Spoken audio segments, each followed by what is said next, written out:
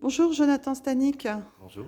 Merci de recevoir le commissaire d'exposition aujourd'hui en entretien avec vous.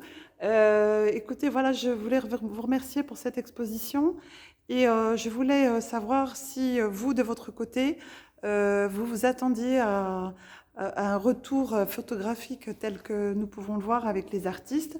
Est-ce qu'il y a des choses qui vous ont surprises ou est-ce que vous pensiez que les artistes étaient capables de travailler de telle sorte sur place, in situ?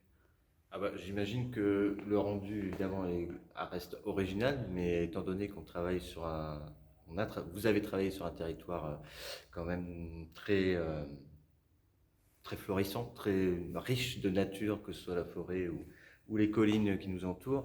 On s'attend à ces petites choses-là, mais il y a toujours la touche artistique de chaque auteur qui vient nous donner voilà, des rendus complètement différents, des structures, des matériaux différents, et c'est ça qui est intéressant dans le processus. J'imagine que pour vous, ça a été un challenge de pouvoir monter l'exposition en 3 jours, puisque nous avons eu à faire un choix sur les œuvres des artistes. Et pour votre personnel et pour le musée, c'est toujours un moment difficile, la mise en place d'une exposition.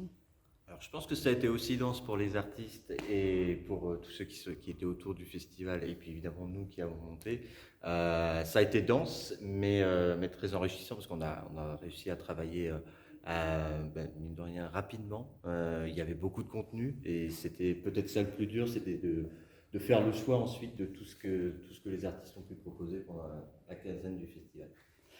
Donc maintenant, cette exposition, elle va rester jusqu'au mois d'octobre. On espère que, évidemment, les gens vont apprécier et vont s'interroger sur qu'est-ce que l'environnement et qu'est-ce que l'art peut apporter justement sur cette notion d'environnement.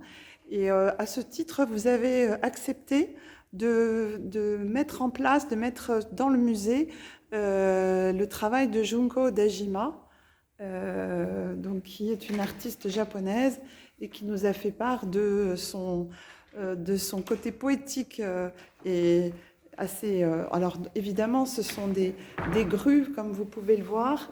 Et donc c'était aussi un parti et puis un challenge de pouvoir faire rentrer la nature dans le musée. Oui, et Junko Dajima a bien intitulé son œuvre, puisque c'est la petite forêt dans le musée. Elle a vraiment su percevoir et puis représenter, recréer cette petite forêt à travers ses grues et puis ses installations de branches, de pierres, tout ce qu'on retrouve dans une Mhm. forêt, dans la forêt du Perche notamment. Et donc elle a réussi avec nombreuses heures de travail, hein, mine de rien. Ça représente deux à trois journées de travail en continu pour nous présenter cette mini-forêt, cette installation poétique comme on a le secret. Écoutez, en tout cas, Jonathan, merci beaucoup. Moi, ça a été un plaisir de collaborer avec vous.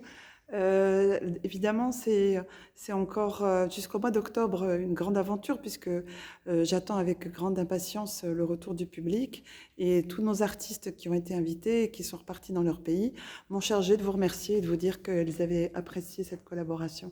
Merci Jonathan et Stanik et à très bientôt.